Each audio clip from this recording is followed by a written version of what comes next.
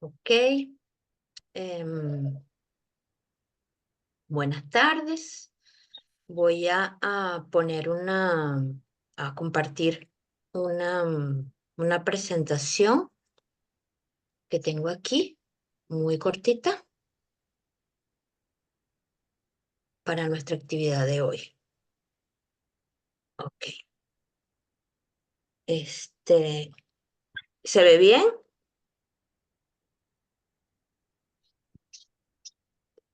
¿Se ven bien los slides? Sí. Sim, Ana. Perfecto. Sim, tá ótimo. Entonces, em, Só coloca em tela cheia, Aba. en tela cheia. Ah, ok.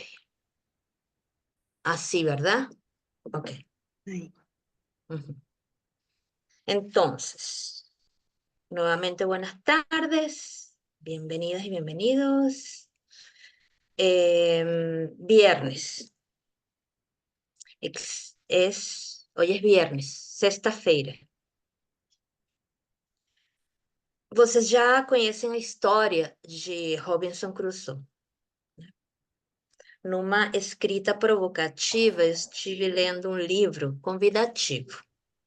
Com ele, entramos num capítulo até o momento desconhecido da vida-obra de Sigmund Freud. Freud, uma figura em torno da qual há uma grande avenida asfaltada de mitos de origem. Tudo começa por Freud, será? Estando às voltas, né? Dándole a volta, as possibilidades de produzir outras vias que permitam sair desse caminho reto, asfaltado, habitual. A tradução aparece como possibilidade para traçar outras rotas. Essa ideia nos vincula com o livro intitulado, em castelhano, El primer discípulo de Freud que hizo todo bien y fracasó en el intento. Faço um pequeno desvio. Gostaria de apresentar o nosso terreno. Em outubro de 2021, o grupo de pesquisa, tradução e psicanálise fez uma aposta. Não me apresentei. Eu sou Alba Escalante e lidero esse grupo de investigação. E conformamos um grupo de pessoas. Então, em 2021, a gente começou com essa aposta. Vamos a pensar articulação, tradução e psicanálise. Essa era a aposta. Convocamos. Para nós, tradução é um campo epistêmico cuja pertinência nos permite trabalhar a ideia de relação. Relação, palavra que atravessa e nos atravessa, e que, certamente, atravessa os campos que, por sua vez, colocamos em relação. Relacionar. Podemos dizer que é uma etimologia que remete a relatar, mas também ao movimento de levar e nos deixar levar. Nesse outubro de 2022, iniciamos esse percurso com seus acidentes, que não foram poucos, que durou um pouco mais de um ano. Inauguramos esse espaço de trocas com uma tradução de um texto de Freud, O Encontro, esse que vocês veem aí. O tradutor, nosso querido Paulo Sérgio Sousa Júnior, estava presente, né? Passamos por outros textos, Freud, Benveniste, Milner, e terminamos também com Paulo discutindo o livro O Fluxo e a Cesura. Cesura em métrica, corte, pausa. Pausa que não nos pausou. Nos movimentamos de uma outra forma. Devir tradução, conceito transproduzido, germen das trocas, intitula este espaço, Devir tradução da psicanálise, pensar em conversação. Esse é o nosso projeto atual. Mas o projeto também é conversar. Conversar na tentativa de não conservar. Relançamos a nossa aposta. O nosso convidado, Mauro Vallejo, faz um bucle com esse outro momento, um retorno ao futuro. Chamamos um tradutor que, assim como Paulo, faz outras coisas, mas aqui, propositadamente, faço questão de chamá-lo tradutor. Vou apresentar o nosso convidado. Depois, farei algumas propostas, né, para tecer a conversa. E, finalmente, teremos momentos de troca com as pessoas que nos acompanham, caso desejem. Mauro Vallejo é doutor em psicologia pela Universidade Nacional de La Plata, Argentina. Pesquisador independente do CONICET, que poderia equivaler a CAPES, o CNPq nosso, aqui do Brasil. Ele foi contemplado com bolsas para realizar pesquisas no Instituto Ibero-Americano de Berlim e no Serviço Alemão de Intercâmbio Acadêmico. Professor na Universidade de Buenos Aires, Mauro faz pesquisas especializadas em história da medicina e da saúde em Buenos Aires no final do século XIX. Além de autor de inúmeros títulos em revistas indexadas, dada sua trajetória acadêmica, ele também publicou vários títulos que mostram um pouco as águas nas quais navega. O que o navega, né? Como disse a nossa música Timoneiro, de Hermínio Bello de Carvalho e Paulino da Vila. Vamos aos títulos dos livros, né? Que estão aqui colocados. Una falsificación periférica, la linfa de Koch en la medicina de Buenos Aires, publicado en 2023 por Biblos. El primer discípulo de Freud que hizo todo bien y fracasó en el intento. Adoro ese título. Seguido de una traducción de Acerca de las causas sexuales de la neurastenia, de la neurosis de angustia, de un fulano, Félix Gatel, publicado por Arrebol en 2023. Essa é uma tradução que faz o Mauro. Hipnosis e impostura en Buenos Aires, de médicos, sonámbulos y charlatanes a fines del siglo XIX. En 2021. Nerviosos neuróticos y neuróticos en Buenos Aires, entre médicos, boticarios y mercaderes, 1880-1900, de Miño y Dávila, editora Miño y Dávila, 2021. Y Sigmund Freud, textos inéditos y documentos recobrados, también en Miño y Dávila, que es una traducción de Mauro Vallejo en colaboración con Fernando Gabriel Rodríguez, de textos inéditos de Freud.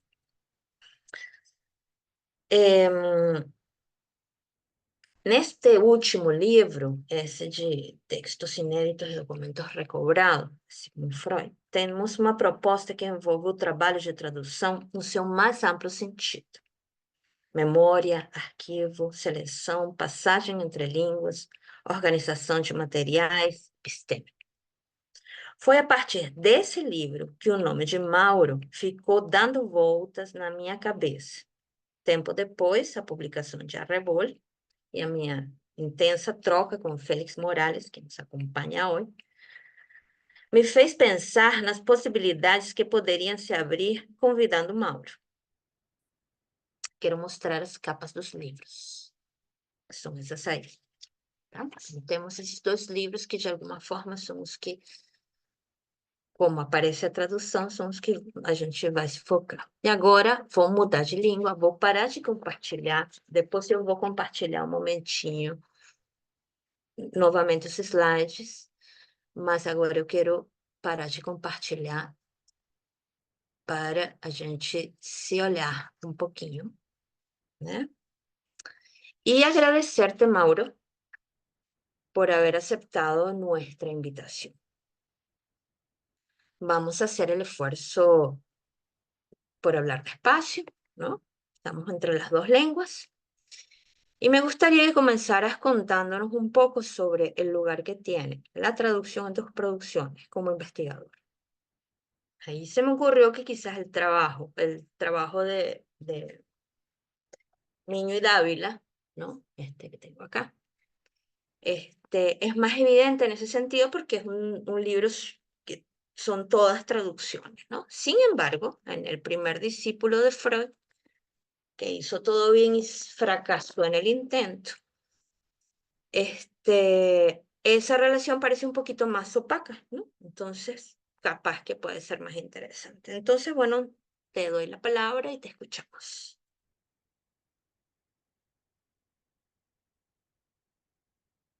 ¿Tienes el micrófono muteado? Ahí Ok. está. Sí, no, bueno, me decía que tenías que autorizar el anfitrión. Bueno, yo no soy de hablar muy despacio, pero voy a hacer el intento. Bueno, antes que nada, muchas gracias a Alba por la invitación a conversar con ustedes. Es un placer estar acá. No solamente porque me gusta estar en mi escritorio leyendo, pero sino estar acá con ustedes, digamos. Así que muchas gracias por estar acá presente. Eh, a ver, la invitación de Alba un poco me descolocó, no sé si se entiende la palabra descolocar, ¿no? Como en el sentido que me generaba cierto enigma, porque yo no soy traductor, es decir, yo no me asumo como un traductor, no, no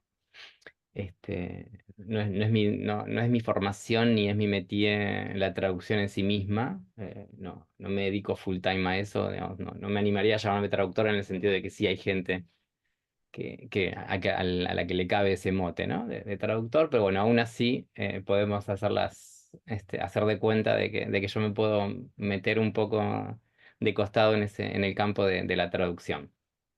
Y en relación a la propuesta que me planteaba recién Alba, efectivamente el- es decir, la traducción forma parte de mi trabajo. eh, casi de forma natural, es decir, en la investigación, el hecho de abordar una investigación que requiere el cruce de textos en varias lenguas, o por lo menos en las lenguas que, que yo puedo manejar, que puedo leer, y mi interés siempre es del campo de la historia por reponer los textos, es decir, analizar textos, pero reponer la escritura. Entonces, ya desde entrada, ya sea que esté trabajando en historia de la medicina, o en historia de la salud, o en historia del psicoanálisis, eh, la pericia de la traducción, digamos, de poder reponer en lengua española fragmentos que me interesaban, ya formaba parte de mi horizonte. Así que en ese sentido fue como un acceso a la traducción eh, muy paulatino, en el sentido de que empecé dedicándome a traducir pequeños fragmentos que me interesaban para incluir en artículos o incluir en mi tesis, y eso después se transformó más en un proyecto más ambicioso, digamos, de efectivamente construir un proyecto de traducción que en el caso que nos ocupa tiene que ver con la obra de Freud. Digamos, para volver quizás al primer texto, al que hicimos con Fernando Rodríguez, el de Sigmund Freud, textos inéditos y documentos recobrados, em, ese, ese proyecto estuvo ligado a el interés de recolocar en español, digamos, o de hacer accesible al público de habla española una serie de textos de Freud que no tenían traducción al castellano hasta ese entonces, y que no solamente tenían esa particularidad de no haber conocido traducción, sino que desde mi punto de vista merecían una inclusión en la obra freudiana, en el sentido de que eran textos por distintas razones, digamos, que iluminaban algunas zonas del pensamiento freudiano que merecían, digamos, una relectura o una reinterpretación. Entonces, ese proyecto, que fue un proyecto lento, digamos, pues estuvimos trabajando mientras trabajamos en otras cosas, tanto Fernando como yo lo fuimos llevando a cabo, pero, digamos, tenía que ver con esa voluntad de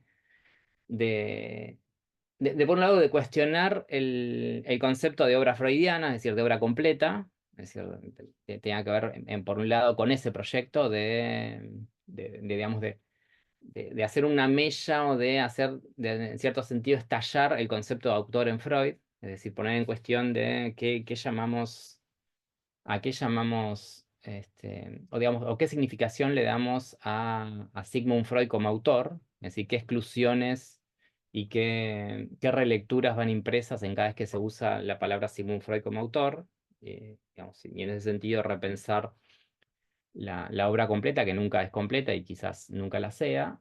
Eso por un lado. Y por otro lado, ese libro también resultaba de mi encuentro con una serie de textos de Freud que, si no todos, pero la gran mayoría pertenecían a una zona, a un momento de la producción freudiana que tenía que ver con fines del siglo, la última década del siglo XIX y la primera década del XX, que tenían que ver con ese momento de transformación o de pasaje de Freud desde la medicina o desde cierta medicina a ese campo un poco misterioso que él empezaba a llamar psicoanálisis.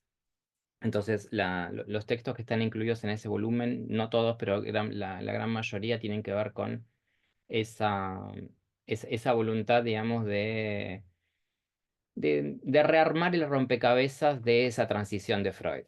Digamos, de mostrar por lo menos que había algunas piezas que faltaban en ese rompecabezas de la transformación de Freud. Entonces, esa fue como el puntapié inicial de ese proyecto.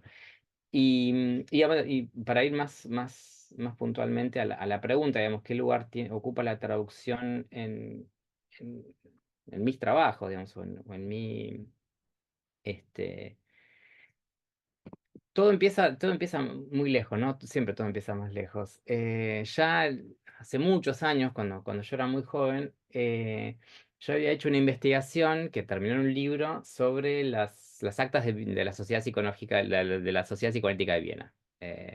Yo en ese momento estoy hablando hace mucho, había hecho un trabajo de análisis de esa fuente, de las actas de la Sociedad Psicológica de los Miércoles o de la Sociedad Psicoanalítica de Viena, y ya en ese entonces, muy iluso, muy ingenuo, yo recién empezaba en el mundo del psicoanálisis, digamos, me sorprendió que perdón, que ese material, que a mí me pareció un material fascinante y que merecía una lectura muy a la letra y muy detallada, digamos, y terminé haciendo un libro solamente sobre ese material, que ese material no estaba en español. Es decir, para mi sorpresa, digamos que yo me he encontrado con, acá hay un prisma muy distinto para entender el psicoanálisis y para entender el psicoanálisis como lengua, para entender el pensamiento psicoanalítico, y me topé con la sorpresa de que no digamos, había una traducción muy parcial en el español, solamente menos de un tercio estaba traducido al español. Y que sí conocía, no sé en portugués, pero hasta ese momento, y creo que aún hoy, son materiales que tienen versión, las actas de la Sociedad Psicoanalítica están en inglés, en alemán y en francés. No sé, en portugués desconozco. Pero bueno, en español estaba solamente menos de un tercio. Y ya ahí, digamos, en ese trabajo, que si bien no fue un trabajo de traducción, porque yo finalmente trabajé con la edición en inglés y algunas cosas de la edición alemana y la parte española que sí existía, que estaba disponible, ya en ese momento se había despertado como eh, cierta picazón o cierta molestia en el sentido de que yo en ese momento me estaba formando en psicoanálisis, cosa que después no continué, digamos, yo no devine con todas las letras psicoanalista, digamos, hice un camino paralelo. En ese momento ya todo el tiempo escuchaba, y creo que es una premisa que sigue siendo cierta, que el psicoanálisis es una ciencia, y esto yo lo escuchaba a mediados de los 2000, digamos, es una ciencia en habla castellana. Es decir, el psicoanálisis sobrevive en lengua latina, podemos decir entre el español y el portugués. Hoy en día, en términos de cantidad de actores, de agentes activos, de usuarios, de lectores, de producción de escritura en psicoanálisis, es una ciencia o un discurso que se imbrica mayormente en lengua latina, lengua española y lengua portuguesa. Es decir, el psicoanálisis es una ciencia en español. Y en el español incluyo el portuñol también, digamos, en el sentido en que en esos términos, que no importa cuantificarlos del todo, pero en términos de usuarios y de figuración, digamos, lugar social e implantación en la cultura y en cantidad de lectores que tiene, no es una ciencia, digamos, dejó de ser una ciencia alemana, dejó de ser una ciencia en inglés, no lo es en francés, lo fue en cierto momento, y hoy en día es una ciencia en español. Y a lo que voy es que yo escuchaba eso y creo que no era una mentira, digamos, es cierto. Y al mismo tiempo, mientras escuchaba eso, me enfrentaba con los materiales de Sociedad Psicoanalítica de Viena y veía ese contraste muy marcado de que en lengua española el psicoanálisis, digamos, ese psicoanálisis que es en lengua española, tiene un acceso muy parcial a la obra psicoanalítica. Es decir, no solamente al corpus psicoanalítico que es desbordante, digamos, que es infinito hoy en día, sino incluso a Freud.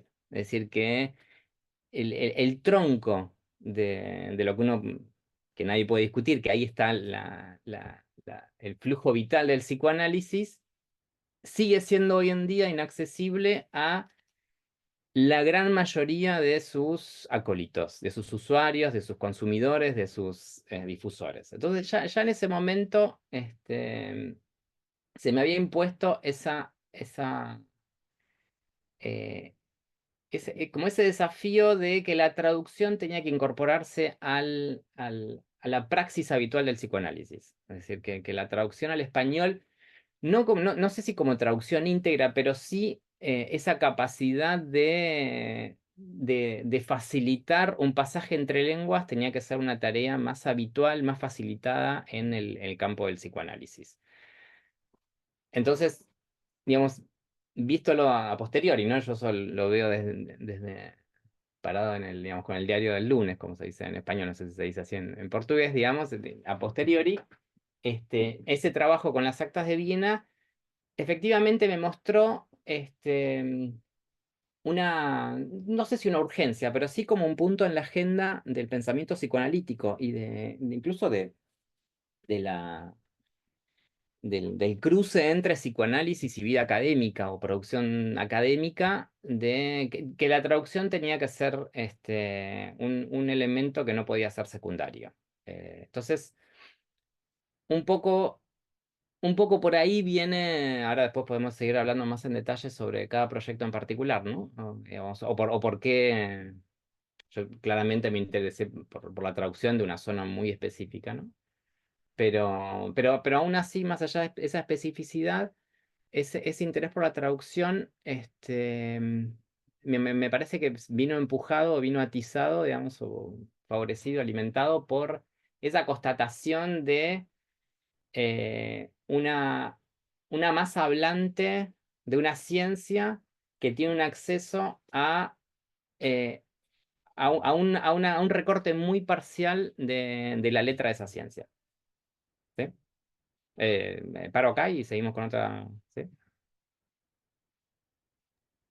Sí, perfecto, hasta porque estaba viendo que parte de lo que estás diciendo, algunos hilos responden un poco a lo que podamos continuar hablando más adelante, inclusive para que las personas también en su momento puedan como que repreguntarte y tal. Me parece curioso cuando tú no te asumes, no te autorizas traductor, pero yo leí a un traductor. Y me gusta mucho tu forma de hablar de traducción, ¿no? Hay mucha gente que teoriza sobre la traducción y no le pone la mano al texto, no se ensucia las manos, ¿no? La traducción es un trabajo sucio. Ensuciamos las manos Y después la gente agarra el librito, lo tiene en sus manos y dice, oye, qué limpio quedó, ¿no? Nadie sabe exactamente lo que hubo ahí. Y, y utilizas unas palabras como recolocar el texto en español, ¿no? Cualquier teórico de la traducción podría robarte esa forma de hablar de la traducción, porque me parece muy interesante. Hay una recolocación del texto. Y ese, esa idea de hacer estallar, ¿no? Hacer estallar la definición de Freud, no el concepto de Freud, sino la definición, lo que se define como un Freud autor, ¿no? A partir de la traducción. Son realmente ideas bueno, que nosotros, ya que te tenemos aquí, te vamos a robarte todas esas ideas y para poder seguir pensando cosas. Y otra palabra que utilizas es la de la pericia de la traducción. Edouard Glissant, que es un autor antillano, utiliza la palabra truco, ¿no? No tiene pericia, truco, hace cosas, ¿no? Con los textos.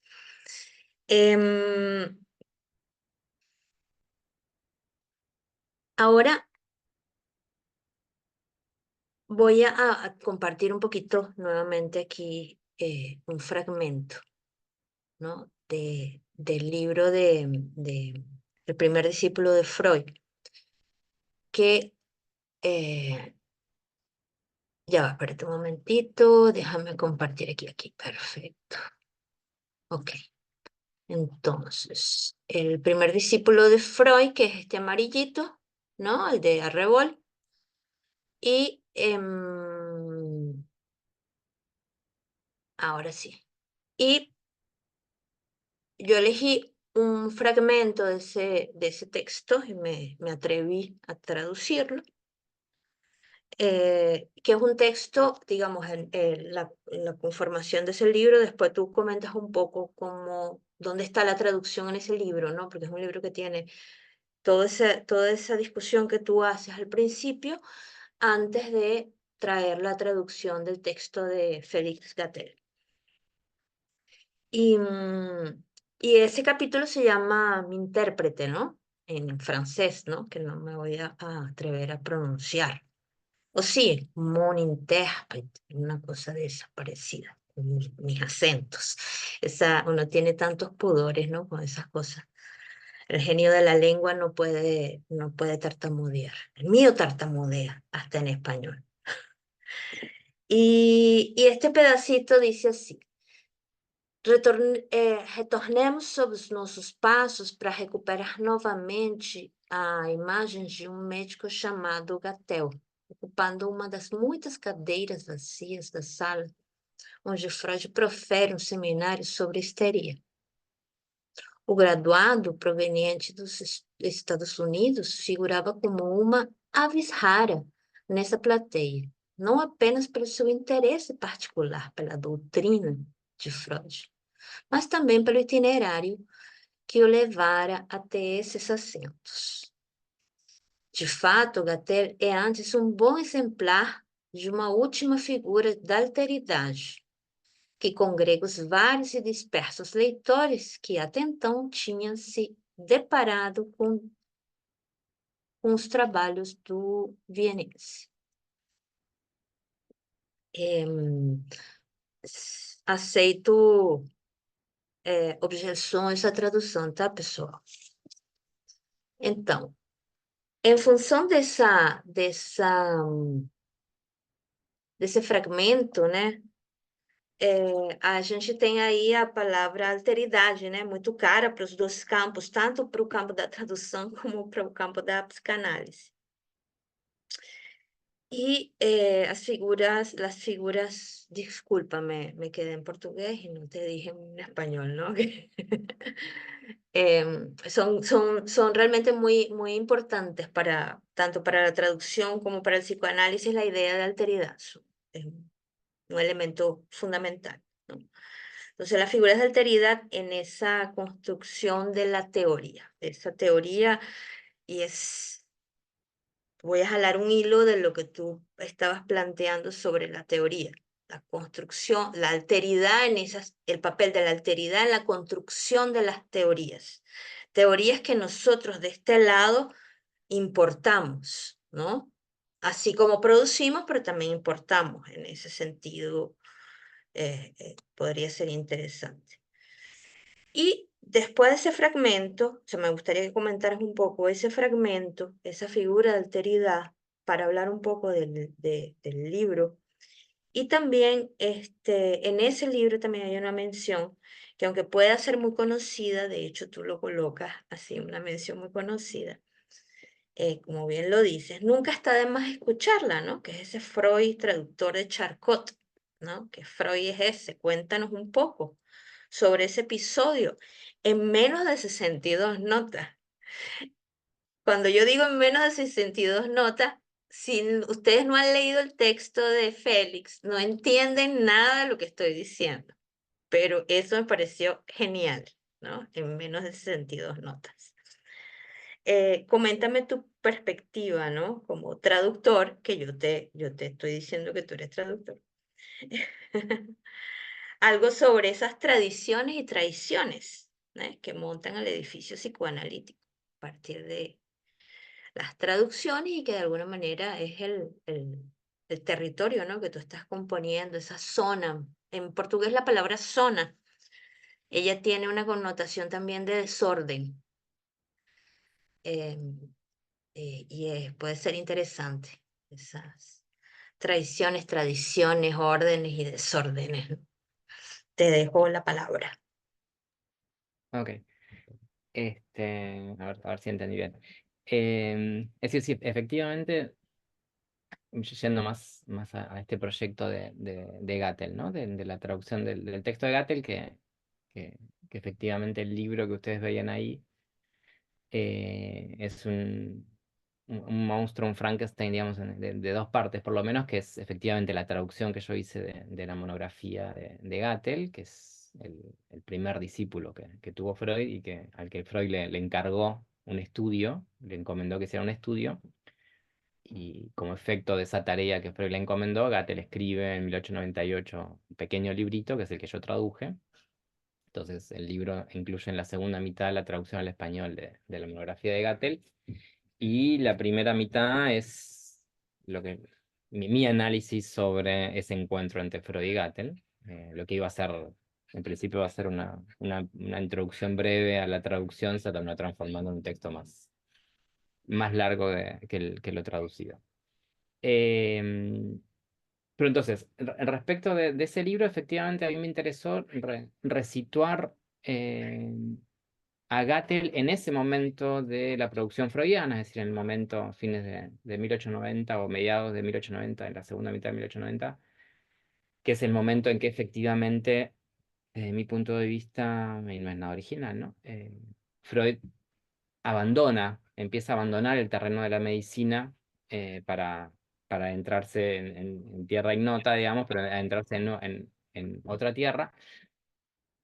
Y entonces a mí me interesaba resituar cuáles habían sido esas otras figuras de la alteridad que habían estado presentes no solamente como público, es decir, no solamente que lo habían escuchado, sino esos otros que se le metieron adentro a Freud, digamos, esos otros en los que en algún momento se confundió y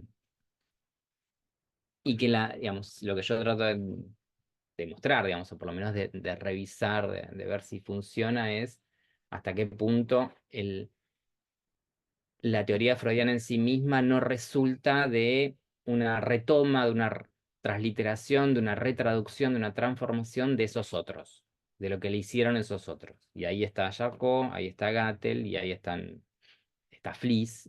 Entonces yo ubico como una serie de, de figuras de la alteridad con funciones disímiles, es decir, porque Fliess obviamente es un otro significativo en varios sentidos, y ahí trato de, de, de volver sobre ese papel de Fliess, más allá de la relación afectiva y más allá de lo que ya ha sido más transitado, sino efectivamente me interesa mucho más, no tanto qué locuras dijo Fliss y qué cosas que pueden ser muy raras dijo Fliss, sino qué le pedía Freud a Fliss. Que efectivamente, y por qué si se enamoró tanto de Fliss es porque Fliss le estaba dando lo que él quería en cierto momento. Bueno, y dentro de esa figura de la alteridad es donde reaparecen no solamente Gattel, que después podemos hablar más en detalle de qué pasa con este discípulo y qué hace, sino también aparece Charcot. O sea, aparece Charcot como emblema, como figura más significativa de una medicina y de una forma de construir la patología, de una forma de mirar la patología que para mí está muy presente en la obra de Freud, no solamente muy presente en el texto, digamos, sino en cómo aparece, sino muy presente bajo la forma de aquello contra lo que Freud empieza a pelearse, es decir, aquello que él quiere exorcizar. Este, y efectivamente, esta, hablo un poco con cierta libertad, ¿no? Lo que se me ocurre. Esta, esta traducción de Gattel resulta, digamos, de un trabajo que yo venía haciendo hace mucho, que fue en su momento fue mi tesis doctoral y también es un proyecto que también se vio reflejado en el primer libro de traducciones, el que hicimos con Fernando, que a mí siempre me interesó ese momento de la obra freudiana donde, es decir, el tema que me mantuvo ocupado durante muchos años fue cómo resituar, cómo ubicar al pensamiento psicoanalítico, al psicoanálisis en su nacimiento, dentro del mar, de las aguas de la psicopatología o de la patología continental de ese momento, en términos de pensar el psicoanálisis como una torsión, una transformación del pensamiento hereditarista, es decir, el pensamiento sobre que la enfermedad es un producto de la herencia, ¿no? Es decir, yo hice mi tesis sobre las ideas hereditarias en la medicina francesa del siglo XIX, digamos, concluyendo en Charcot, digamos, y siguiendo como una pista de Foucault, bueno, ahí no hay nada demasiado original, pero sí lo que a mí siempre me llamó la atención es qué tipo de transformaciones estuvieran en juego y qué tipo de transformaciones a su vez traicioneras estuvieran en juego, de modo tal que el abandono de una teoría que planteaba que toda enfermedad, que allí donde hay enfermedad hay una sangre corrompida, allí donde hay enfermedad hay una genealogía que no funciona, eh, de qué manera esa construcción psicopatológica hereditarista fue, digamos, de qué manera la superación, la transformación, la impugnación de ese hereditarismo pasó por una teoría como la freudiana que implicaba una refamiliarización. Es decir, hasta qué punto la teoría freudiana, y ahí pienso no solamente en la teoría de la seducción, sino en el relevo inmediato que es el complejo de Edipo, es decir, hasta qué punto la construcción freudiana de una lente para ver la patología no traía consigo una relación muy, muy compleja, muy arborescente y muy tensionada con esa familiarización previa. Entonces, esa fue como mi gran obsesión durante muchos años. Y es ahí por donde llego a Gattel. Es decir, donde el trayecto de Freud, traductor de Charcot, Freud, este Freud que en muy pocos años pasa de ser el embajador de Charcot en Viena, el traductor de Charcot al alemán, el traidor de Charcot, porque lo que vos mencionabas recién, que es una historia bastante conocida, que es que, que Freud consigue el permiso de Charcot para traducir uno de sus libros al alemán, y que va saliendo por entregas en una revista la traducción, pero Freud tenía permiso para hacer la traducción solamente. Y Freud lo que hizo es no solamente traducir, sino agregar notas, y no sobre traducción, sino agregar una serie de notas donde todo el tiempo estaba diciendo, acá Charcot se equivoca, acá Charcot se equivoca, acá Charcot, es decir, en las notas al pie del traductor, lo único que hacían es decir, el texto original agarra el mal camino, digamos, y es ahí donde se va a producir, Charcot se entera de eso, porque Freud le fue mandando las separatas, las entregas, y hay como una, una pelea muy diplomática, pero una pelea al fin entre Charcot y Freud a propósito de esas notas, porque obviamente a Charcot no le cayeron en gracia, digamos, no le gustaron esas notas que, de cierto modo, estaban donde Freud mostraba que Charcot, por más Charcot que fuera, atrasaba. Es decir, se había quedado, es decir, muchas notas que seguramente las conocen apuntan a decir allí donde Charcot ve herencia y sangre, hay que ver otras cosas. Hay que ver sexualidad, hay que ver trauma, hay que ver afectos. Y después había otras notas que eran más sobre discusión más de semiología neurológica, que quizás son más secundarias. Pero entonces, a mí me interesa ese Freud traductor, que nunca mejor traductor traidor, digamos, pero que no fue, que ese gesto de infidelidad que comete con Charcot, digamos, no fue un mero capricho, sino que fue una exigencia misma de su derrotero intelectual, es decir, era lo que les estaba pidiendo su teoría, y fue el modo en que Freud lo logró hacer, digamos. Entonces, a mí digamos, me interesa ese Freud, o lo que traté de reflejar en ese proyecto es ese Freud que está efectivamente como muy permeable a muchos otros, a varios otros. Digamos, está muy permeable a lo que sucede en la medicina, a lo que sucede en la medicina neurológica, en la neuropatología, pero en un equilibrio muy, muy interesante de muy permeable, pero a su vez muy irreductible con su horizonte.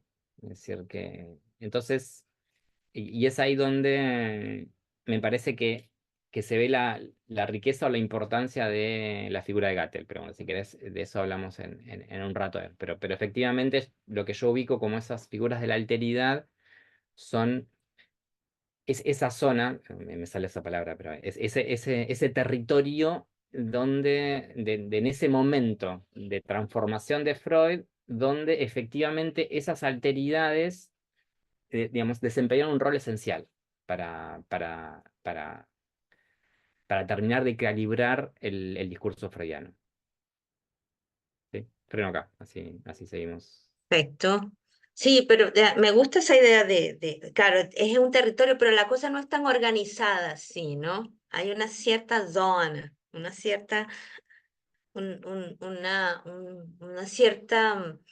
tensión en todo eso, ¿no? Que es lo que me parece interesante a partir de esa idea de herencia, filiación, ¿no?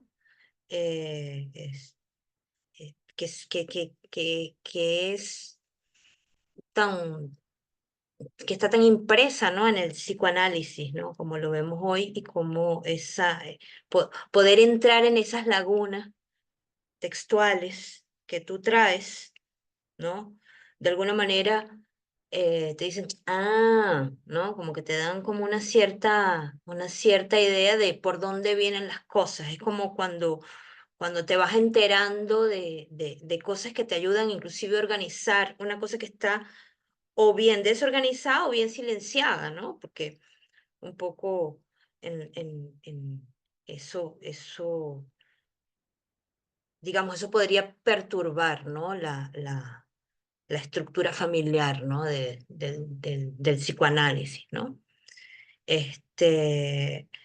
Y uno el psicoanálisis padece como todos los campos de esas lagunas. Em,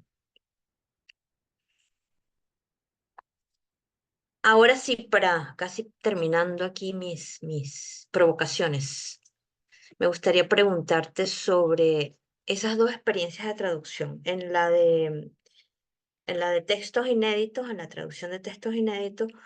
tú trabajaste en conjunto con Fernando Gabriel Rodríguez. Es bonito cuando dices que fue un trabajo lento, ¿no? Hoy en día con la exigencia de los tiempos, ¿no? Para quien tiene vida de traductor y las máquinas, ¿no? Que tú les das el texto, ella te lo devuelve y tú no sabes lo que pasó entre una cosa y otra, ¿no? Entonces, ese trabajo artesanal de traducción y con alguien sería como una especie de forma de trabajar y me gustaría que hablaras eso, de ese trabajo en relación también a ese otro trabajo del texto de Gatel, de Félix Gatel, o Gatel, que hiciste solito, ¿no? Esas dos formas de trabajo. Ok. Este, sí, es decir, el, el proyecto, el primer proyecto que fue con el de Fernando, el, el planteo inicial había sido, yo me acerqué a Fernando y le dije, mira, están estos textos de Freud que no están en español, vos traducilos y yo escribo las notas introductorias y el contexto, la contextualización histórica, porque Fernando sabía más alemán que yo, es decir, sabe, es decir, era un...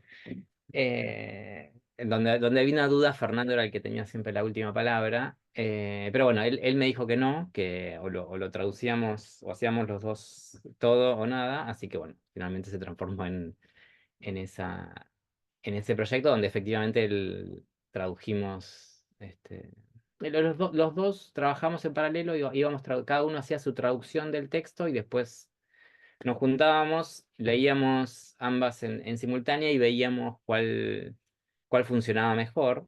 Pero efectivamente los dos tradujimos, no en simultáneo, sino no trabajamos traduciendo en simultáneo, sino que cada uno hacía su traducción y después, por suerte vivíamos muy cerca uno de otro y eso fue posible. Pero sí, la experiencia de traducción es una experiencia de escritura, ¿no? Es obvio, ¿no? Y una escritura a cuatro manos eh, es muy enriquecedora, es decir, tiene como un doble costado ¿cómo sería? De deslumbramiento en el sentido en que es reescribir, es escribir la voz de otro, pero a su vez traducir con otro es al mismo tiempo, hay como, esa otra idea está como duplicada, es decir, porque efectivamente eh, reescribir esa voz del otro al mismo tiempo que la reescribe otro es como encontrar como una otra idea al cuadrado, digamos, es como efectivamente había pasajes en que esa sorpresa que uno puede tener en la traducción, es decir, de encontrar, de encontrar en el texto, de alienarse de tal forma al texto, de encontrarse pensando eso,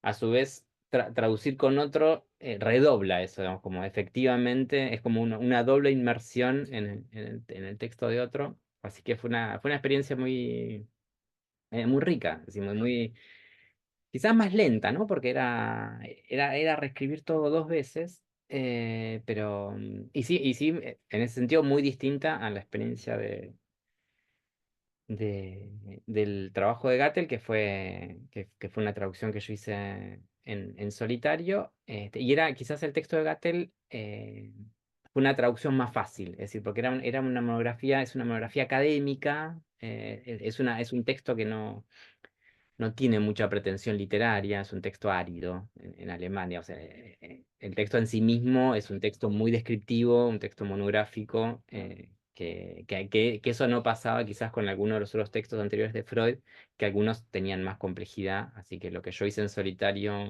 el texto de Gattel, fue una traducción de un texto que fluía más fácilmente, digamos. No presentaba en cambio, en lo que tradujimos de Freud, no solamente había textos de Freud, sino que había reseñas de conferencias de Freud, que a veces había algunos baches, había cosas que no se entendían del todo porque eran reseñas o como casi estereotipias de conferencias donde había algunas eh, como se dice, algunas abreviaturas. Bueno, había algunas cosas más complejas que en el texto de Gattel no sucedían, pero, pero sí, fueron experiencias muy distintas y este, pero bueno, más o menos logramos salir bien parados en ambos casos. Sí, es interesante porque, claro, en el texto de textos inéditos tenían que reconstruir un contexto, ¿no? Que quizás estaba un poquito más claro en el texto de Gattel. Una pregunta que te iba a hacer, tú primero tradujiste el texto de Gattel y después fuiste elaborando el capítulo donde haces toda la discusión sobre ese papel de esa figura. ¿Cómo fue esa organización? ¿O fue Eh, simultáneo? No sé. no, sí, efectivamente, yo me había topado con el texto de Gattel hacía muchos años, cuando había escrito en el 2012, que había escrito un pequeño libro sobre la seducción freudiana, sobre la teoría de la seducción, sobre esos años. Ahí ya me había topado con el texto de Gattel, lo había mirado, lo había leído un poco rápido, y ahí ya me había quedado como, ya se me había prendido la lamparita de qué lindo sería un día traducir este texto, y ahí me había quedado como deuda. Y efectivamente, sí, cuando decidí encarar ese proyecto, sí, primero, si bien ya tenía una serie de lecturas y ya tenía como algunas hipótesis sobre lo que había pasado con Gattel, no, sí, primero lo traduje íntegro y después en base a eso trabajé en ese estudio introductorio donde traté de hablar lo menos posible sobre la monografía, es decir, traté de no repetir lo que dice la monografía, sino que en la introducción, en verdad, por eso también tiene esa extensión. Es un ensayo donde no solamente resitúo cómo se construyó esa relación con Gattel, cuáles fueron sus derivaciones, cuáles fueron sus consecuencias, sino también trato de resituar estas otras cosas que decía recién, de la relación con Charcot y el contexto médico, las revistas médicas donde publicaba Freud, digamos, es un análisis que por momentos se aleja de la monografía de Gattel y tiene como cierta autonomía. Finalmente lo que yo trato de plantear en la introducción a veces tiene que ver más que ver con mis ideas que con la monografía de Gattel, digamos. No quise solamente glosar lo que venía después. Y ¿qué otra cosa te iba a decir? No sé. Es que es interesante porque, digamos, el texto de Gattel es un texto, ajá, Félix coloca ahí, tiene esta tabla, ¿no? Eh, a mí lo que me llamó la atención es cómo el pupilo se esfuerza, ¿no? Por darle credibilidad, ¿no? Al trabajo del maestro. Ujú, Y estaba pensando en esa posición, ¿no? En esas formas de seducir, ¿no? Quizás entre Freud traduciendo Charcot, ¿no? Y un poco Gattel traduciendo a Freud, ¿no? Está traduciendo en el sentido de alguna manera también, ¿no? Como de traducir a Freud, ¿no? Para eso, para convencer, ¿no? De sus teorías. Eso es interesante, las dos posiciones de los pupilos, ¿no? Y es un poco, voy a retomar la idea más amplia del tema de la traducción en relación a los flujos de la traducción, justamente porque, bueno, el psicoanálisis nace en Europa, eso es inevitable, ¿no? Este, aunque ya vemos que tenemos a alguien que viene de Estados Unidos, ¿no? Que es este Gattel, que de alguna manera amplía nuestra geografía, ¿no? Y bueno, ¿y cuál es el papel de todos esos que no aparecen en la historia oficial? Este, y ahí nosotros, de este lado, como que importamos esa teoría, ¿no? Y también se generan flujos de traducción entre nosotros. Mi idea es que justamente la traducción, ella podría, ¿no? Podría, ni siempre ocurre, puede o estabilizar el campo o, digamos, conmoverlo un poco para que se expanda, que es lo que yo veo en tu propuesta. En tu propuesta hay una traducción que conmueve un poco la historia oficial y expande el campo para nuevas reflexiones producidas quizás en otras coordenadas, ¿no? Si quieres comentar eso y después abrimos un poco para las personas que están acompañándonos. Ujú. Sí, efectivamente, si uno va más al terreno de la historia, ¿no? La historia de las traducciones y de esos equívocos que se generan con las traducciones. No sé, uno piensa por lo menos en Buenos Aires en español, digamos, el hecho de que las primeras traducciones o incluso lecturas, traducciones que se hicieron de Freud, en verdad venían del francés, ¿no? Entonces al mismo tiempo llegaba como una suerte de psicoanálisis a la Janet, pero aún así, a pesar de ese equívoco de la mediación por el francés, el psicoanálisis se abrió camino, digamos, o incluso a pesar de de, de esa participación de esos actores que traían más a Janet que a Freud, aún así favoreció la entrada de Freud, ¿no? En el sentido en que hay algo de la traducción que es de efecto y medio imprevisible, ¿no? Es decir, que, qué incidencias puede tener la traducción de un texto en el terreno de la lengua a la que se traduce es medio imprevisible.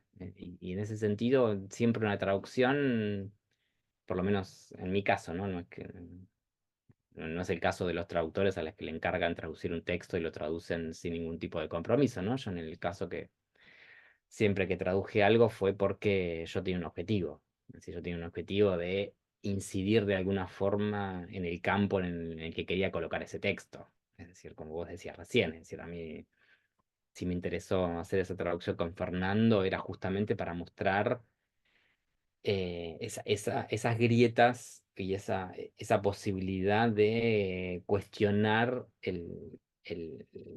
lo que se atribuye al nombre de Sigmund Freud, es decir, al concepto de obra. Es decir, bueno, Freud es lo que sabíamos, pero también es esto. Entonces, y al recolocar eso otro, efectivamente hay como por lo menos hay una aspiración a incidir en ese campo, y lo mismo con Gattel. Es decir, a mí me interesaba eh, traducir esa monografía de Gattel y acompañarla con esa introducción, no solamente para mostrar, no solamente de ninguna forma para decir, no, acá hay un discípulo que se olvidaron y rescatar a Gattel, y no me interesa nada de eso, digamos, porque la monografía de Gattel, con justicia nadie la rescató demasiado, digamos, porque en sí misma no fue una gran contribución a la historia del psicoanálisis, en el sentido de que no planteó algo nuevo en el psicoanálisis. Pero aún así, a mí me interesaba esa traducción, no para decir no se olviden de Gattel, pobre Gattel, y para transformarme en defensor de la memoria de Gattel, sino justamente por lo que decía recién, es decir, para mostrar a través de esa traducción, a través de esa monografía de Gattel, proponer otra lectura sobre el nacimiento del psicoanálisis, sobre, digamos, qué iba implicado en la formación del psicoanálisis, que en este caso tiene que ver más puntualmente con como bueno, pero esto quizás ya nos desviamos del tema de la traducción, ¿no? A mí me servía la relectura sobre Gattel y la traducción de esa monografía para mostrar hasta qué punto el psicoanálisis no había nacido de la creación y el inmediato abandono de una teoría médica al 100% y absolutamente totalizante. Es decir, que el psicoanálisis nace como la forja, como la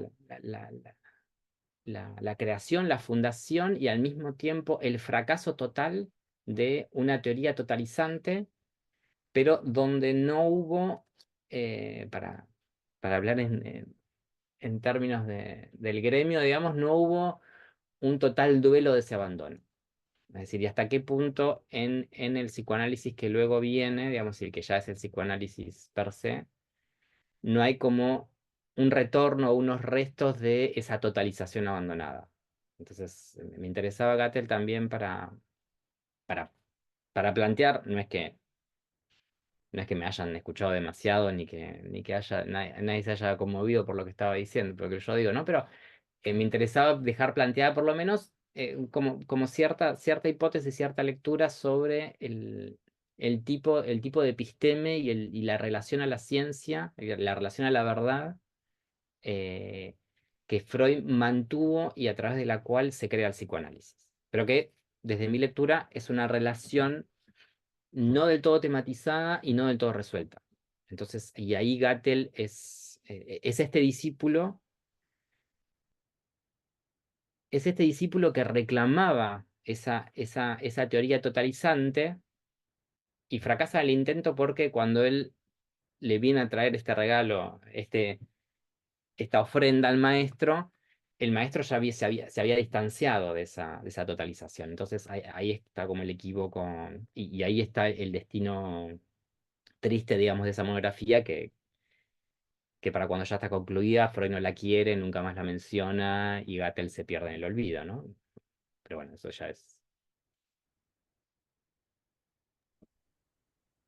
hasta ahí. Personal, es bonito esa perspectiva de cómo se construye el pensamiento científico, ¿no? Es interesante, hay gente ahí, hay personitas.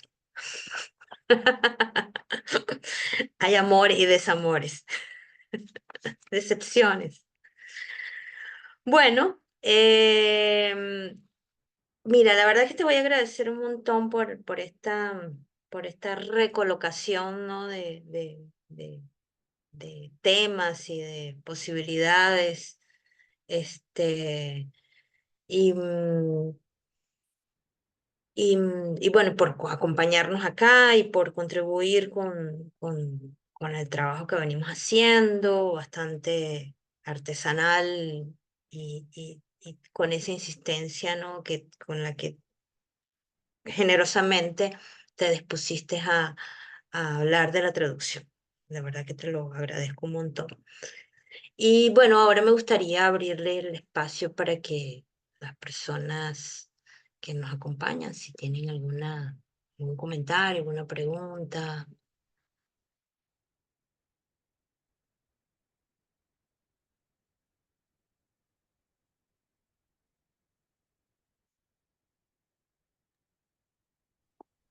Yo quería señalar un uso interesante que me parece que Mauro está describiendo con sus traducciones, ¿no? O sea, como por un lado, buscando estallar el autor freudiano, digámoslo así, pero la manera que lo hace es más bien ofreciéndonos más textos de Freud, o más textos alrededor de Freud en el caso de eh, acerca de las causas sexuales de la neurastenia y de la neurosis de angustia de Felix Attal, ¿no? Entonces, por un lado, o al mismo tiempo que nos ofrece más canon, nos completa el canon, más bien nos abona al canon, eh, esas perlitas que pone son más bien descompletadoras, ¿no? O sea, más bien introduce como ciertas lagunas al mismo tiempo, ciertos vacíos o pone a relucir esos vacíos y esas lagunas que, bueno, que ya estaban ahí, pero nosotros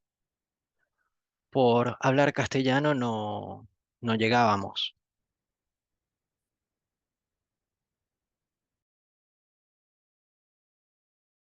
Y gracias, Félix. Quizá no todos lo conozcan, pero bueno, Félix es el director de la editorial por la que salió el libro y gracias a Félix el libro existe, que si ustedes vieron las imágenes, no es la trampa que ahora usan todas las editoriales de cuando hacen los flyers, ponen tapas duras para libros que tienen tapa blanda. El trabajo que hizo Félix, que tuvo muy buen trabajo editorial, es tapa dura en serio y Félix efectivamente hizo de editor del texto que quedó muy bien gracias a su trabajo.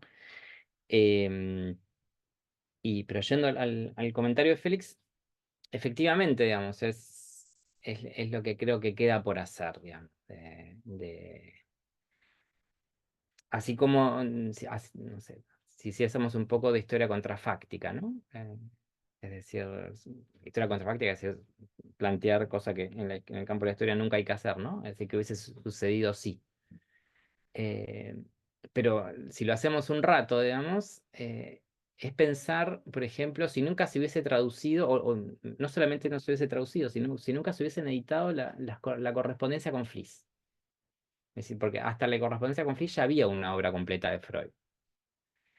Y la irrupción de ese texto no es que solamente nos permite conocer un poquito mejor qué pensaba Freud, sino que la correspondencia con Fliss abre otro Freud, es decir, es lo que Félix recién decía de estallar, ¿no? Como, es decir, que la obra en verdad es lo que nosotros llamamos obra freudiana, es una máquina que piensa cosas y va a pensar otras cosas a medida que le metamos otros engranajes, para usar una metáfora muy tonta, digamos. O lo mismo pasa con otras correspondencias, la correspondencia con Jung, la correspondencia con Ferenczi. Es decir, no son simplemente excusas para poner notas al pie. Es decir, son elementos que uno elige si los incorpora a la máquina de pensamiento freudiana o no. Pero si uno los incorpora, esa máquina funciona de otra forma. Es decir, el texto dice otra cosa. Y efectivamente uno puede pensar, hay elementos del corpus freudiano que son incorporados y se incorporan al canon, para repetir el término de Félix, o que en cierto momento se incorporan y otros que no. Otros que por X o tal, por H o por B no se incorporan. Yo creo que las cartas a Fliss no están incorporadas al canon. Es decir, están ahí, todo el mundo las tiene, a veces las abrimos, qué lindo, pero hay ahí una cantera de pensamiento y una máquina de pensamiento que es muy distinta a los escritos inmediatamente posteriores.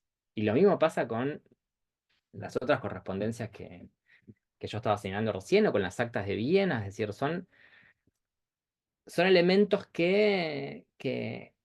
digamos, que falta ensamblar para ver qué pasa. Eh, para ver qué pasa en el sentido de, para ver qué dice Freud, para ver qué otras cosas dice. Pero no en el sentido de qué más sabemos que salió de la boca de Freud, de la pluma de Freud, sino qué, qué pensamiento nuevo, qué nuevo pensamiento surge de hacer funcionar esa máquina con otros elementos.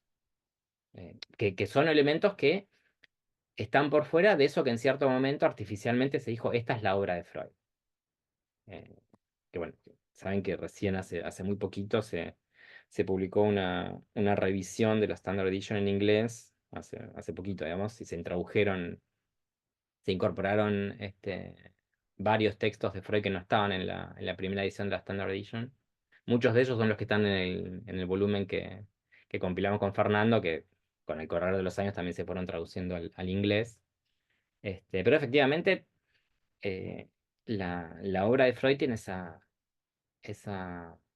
este, esa particularidad, digamos, de que es una obra ya canónica en términos de la cultura occidental, pero que sigue muy petrificada.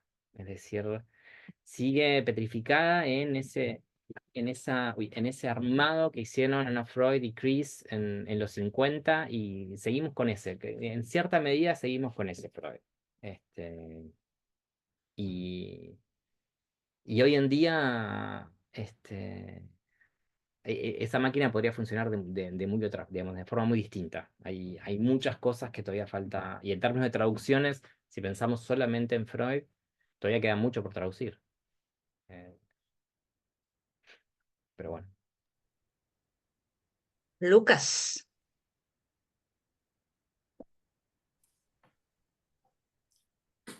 Boa noite a todos, boa noite, Mauro.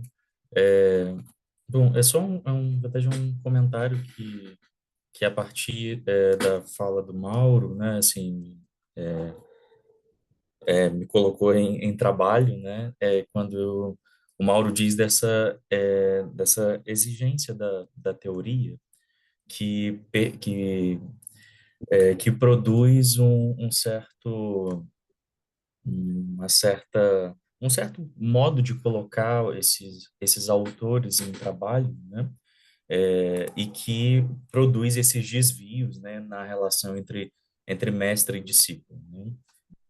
Fiquei meio com isso, porque esse termo, a exigência, é um termo que tem aparecido bastante na minha pesquisa sobre o Blanchot e o Lacan, porque o Blanchot utiliza um termo chamado exigência da descontinuidade, de um certo modo de quebrar as coisas, de fragmentar as coisas, né?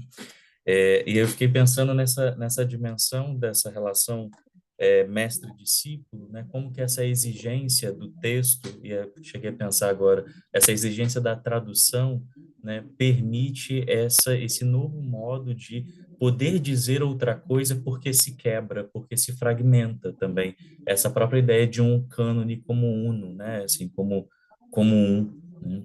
É, e eu achei interessante, porque como você inicialmente diz, né, que não se coloca como tradutor, né, assim, mas ao mesmo tempo é convocado a traduzir, né, eu acho que tem muito dessa exigência da tradução que se coloca no seu trabalho, né, como uma exigência do texto, né, de poder levar a multiplicar, né, como o Félix colocou também, a essa a relação de uma certa infinitização também com o texto, né?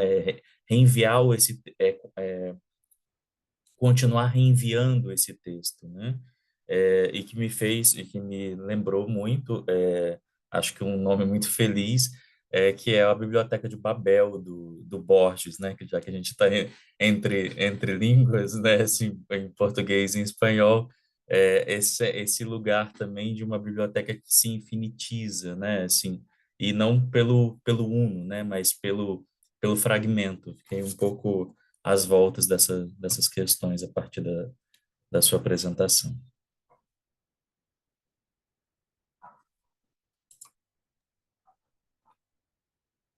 Sí, sí, gracias. Me parece muy interesante lo que planteabas. Y, pero también, digamos, no es que voy a responder a lo que señalaste porque estaba muy bien lo que señalaste, sino retomar, digamos, que el- sí, que la traducción y que esta colaboración a la infinitización, no sé cómo se diría, digamos, de esta biblioteca, digamos, de seguir incorporando, porque efectivamente es infinito, no es nunca ingenuo. Es decir, que no, en el sentido de que eh, me parece que hay, y pensándolo más en nuestro terreno, ¿no? Del portuñol, digamos, del portugués y el español, en el sentido que yo creo que tiene que haber también una lectura estratégica de qué se traduce y quién lo traduce, digamos, y para qué se traduce.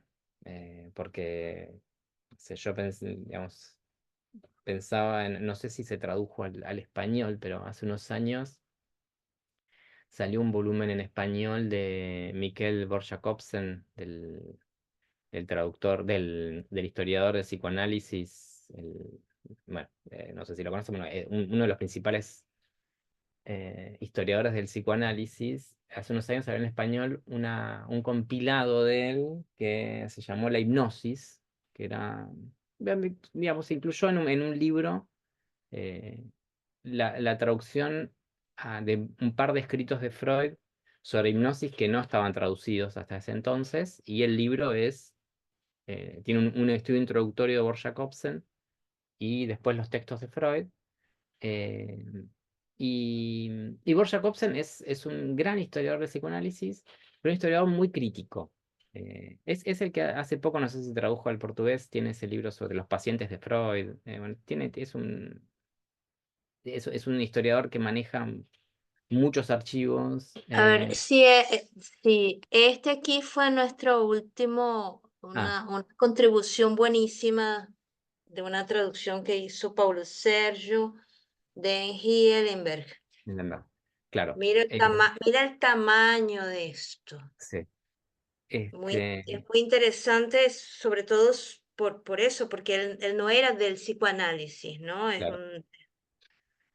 Pero a lo que voy es que Borg Jacobsen hace esta empresa, digamos, y el libro se traduce al español, pero el cometido de Borg Jacobsen es mostrar que Freud era, lo dice en esos términos, un lavador de cerebros. Es decir, que toda la teoría freudiana sobre la hipnosis y lo que viene después es una gran farsa de un Freud. Es decir, en el sentido en que efectivamente qué se traduce, cómo se lo traduce y en qué contexto se introduce esa traducción, nunca es ingenuo. Entonces, me parece que a lo que apunto es que no hay que esperar a que la traducción venga de esa forma.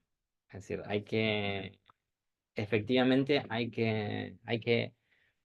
yo creo que el movimiento psicoanalítico tendría que abogar mucho más de lo que hace por la traducción, es decir, por no dejar en manos de otro la creación del corpus psicoanalítico. No porque del otro lado haya enemigos, digamos, no es una teoría paranoica del complot, sino, sino justamente para que haya un rol más activo, para que sean artífices más activos los psicoanalistas o el campo del psicoanálisis efectivamente, de hacer más infinito ese acervo, esa máquina de pensamiento, digamos. Pero bueno, Y esas ideas, digamos, para eh, en este libro, o sea, te vas como enterando, este libro no tiene el mismo, esto es una investigación muy seria, ¿no? ujú. No sé si conoces a ese trabajo de Engi Ellenberg. Sí, sí, sí. Sí. Este, pero claro, justamente tú trabajas con historia, ¿no? Entonces, con esa posibilidad de traer nuevos elementos que sales del tronco único, ¿no? Y de allí un poco el título de nuestro proyecto, Devenir Traducción del Psicoanálisis, y vas como creando, ¿no? Esas posibilidades de reflexión y de entendimiento, ¿no? De lo que es ese campo. Obviamente siempre eso va a convivir con esa otra fuerza que intenta crear el canon, ¿no? Ujú, Pero el canon solo existe porque hay algo fuera del canon que está, ¿no? Diciendo, no, pero ¿qué tal si ampliamos un poquito, ¿no? ujú. Este, es un poco en esa dinámica. Muchas gracias, Lucas y Félix, por los comentarios. Bueno, no sé si les parece, si hay alguien más, no me gustaría cortarles la palabra, pero ya tenemos 1 hora y 20 por acá, para no hacerlo muy largo. Eh, si no hay otra intervención, bueno, Yo, a ver, me voy a ujú. tomar el atrevimiento de... Tómatela, Emiliano. No, en verdad son dos comentarios muy cortos, creo que además son medio aburridos porque creo que son elogios en verdad, pero quería hacer mención primero a el estilo, me parece que, o sea, aproximarse hacia la historia, es decir, a mí me dio mucha risa mientras lo leía, eso me parece que es como un valor que además como que cada vez que veía el libro de la tapa decía, sí, hay algo ahí como interesante, también la figura de Freud en general, que es como entre ingenuo y sufrido, eso me pareció también como que es cuando estaba como ya separándose de la teoría de la seducción y acercándose a otra cosa. Como bueno, como esa transición, me parece como que el estado en el que estaba Freud está interesantemente como ilustrado. Eh, y también lo que me pareció más interesante es justo, ¿no? Lo que decía Alba en relación a que hay personas tipo atravesadas por varios afectos ahí, ¿no? Como se ve que hay toda la cuestión del amor, también me parece que hay líneas como muy sugerentes que me parecían muy divertidas de leer, como la carta a 6 manos, ¿no? Como hay algo de lo atmosférico, tanto en, claro, las uvas, ¿no? La cuestión como celestial, como que en esa relación que aparece Gattel, que además es muy interesante la propuesta de la figura de Gattel, porque me parece que al principio dices que es como una sumatoria o una suma de efectos de Freud en sí, y después al final como que lo que dices es que es un síntoma, ¿no? De Freud, que es una propuesta muy interesante para pensar, vamos a decir, en los fenómenos transferenciales y de trabajo en general, ¿no? Este, entonces, nada, eso, me pareció muy divertido. Hay otra cosa que me pareció como de orden editorial, que me pareció muy divertida también, que fue que es el uso de los paréntesis, ¿no? Que está en el título y que después en el texto también aparece un montón y que revela como otro, a veces decía, ¿y por qué esto está en paréntesis, no? Y me parece que revelaba como otro estado ¿no? de la escritura. Eh, Así que bueno, nada, eso. Gracias. Bueno, sí, no todo lo que dijiste me compete inmediatamente, digamos, en el sentido en que la etapa, por ejemplo, fue de Félix, fue de la editorial, digamos, el paratexto que supone la tapa, en clave más irónica, eso fue consensuado, ¿no? No es que Félix lo hizo a pesar mío, digamos, pero fue mérito de Félix. Y, y efectivamente, digamos, lo que vos señalabas pero eso ya más en términos de cuando uno escribe, es decir, toda escritura de una historia, en este caso de tratar de resituar históricamente este momento de Freud, supone un tono, supone un registro, ¿no? En que uno puede escribir esta historia en un registro. Es decir, no existe la ausencia de registro para escribir una historia. Es decir, no hay una historia séptica. La sola, ya incluso la pretensión de escribir una historia objetiva o aséptica supone también un registro, ¿no? Un registro narrativo. Y efectivamente, en este caso, yo eh, eh, elegí, pero también más como experimentación, ¿no? Tratar de elegir este registro más, no, que no es ni de, no me sale cómo describirlo, ¿no? Pero que no es ni trágico ni de aventura, pero que sí supone un tratar de hacer justicia a la que yo veía en el texto de un Freud que titubea, digamos, de un Freud que por momentos, entonces que ve en esos, digamos, que es muy pasible, no sé si en portugués suena muy confuso decir pasible, que es muy pasible de afectación, es decir, por esos otros. ¿Entendés? Que es un Freud que está ahí en esa contradicción de tener una serie de certezas muy fuertes y querer llegar a donde quiere llegar, pero al mismo tiempo saber que está pisando en terreno este, movedizo, digamos, entonces que tiene una gran afectación por esos otros que pueden ayudarlo, que pueden darle lo que quiere o no. Entonces, el registro en el que yo traté de escribir la historia es tratar de recolocar a este actor en ese escenario, digamos. Y por eso quizás el tono del texto, que por momentos puede ser, eh, no sé si me sale, no es ni irónico, pero sí mostrar a un Freud que no es pura idea, que no es pura idea y certeza. Así que que se está moviendo y que está abierto a que aparezcan cosas. Eh, Sí, entonces, en ese sentido, alguien vivo, ¿no? claro, O alguien sea, es, que está en un escenario que no sabe dónde va, que en cierto sentido que no conoce todos los vértices de ese escenario. Es decir, entonces no me interesaba hacer una mera reposición de historia intelectual, digamos, de historia de ideas, si bien eso me interesa, digamos, pero también mostrar que es una historia de ideas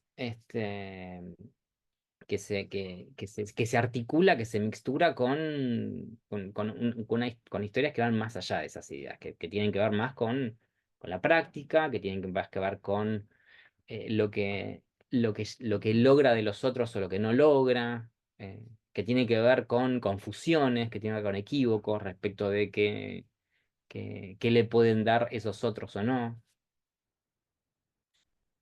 Historia atravesada de afectos, atravesada por afectos, ¿no? Por Ujú, aquello que afecta.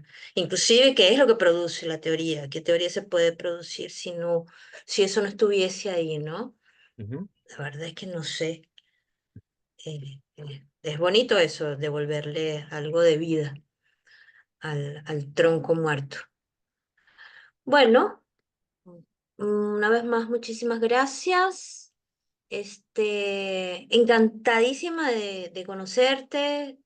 Gracias mil, de verdad. Estamos por aquí y me gustó que Emilio estuviese aquí, también Félix, que ya nos acompaña, también Vivian, Juan.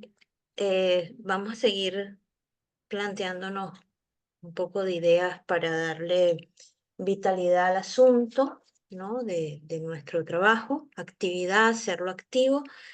Y, y bueno, creo que esto fue un buen proyecto para eso. Muchísimas gracias, Félix, muchísimas gracias por todo. Y bueno, Arrebol, ¿no? Vamos a hablar de Arrebol. Muchísimas gracias por producir, ¿no? Producir no, ¿cómo es cuál es la palabra, Denise?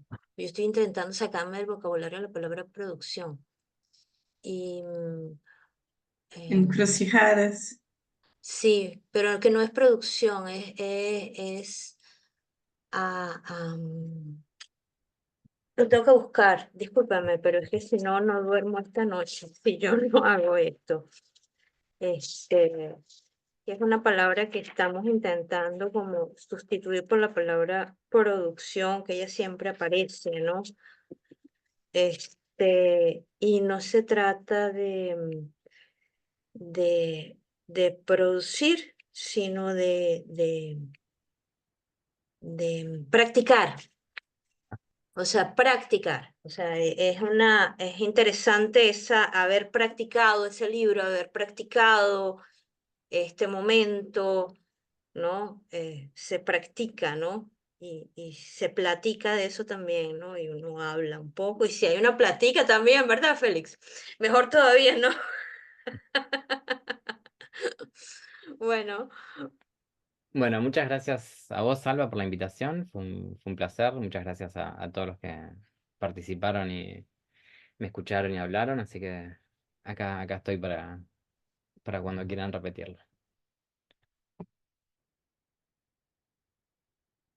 vale, entonces dejamos por aquí. Paramos la grabación y nos estamos viendo. Bueno.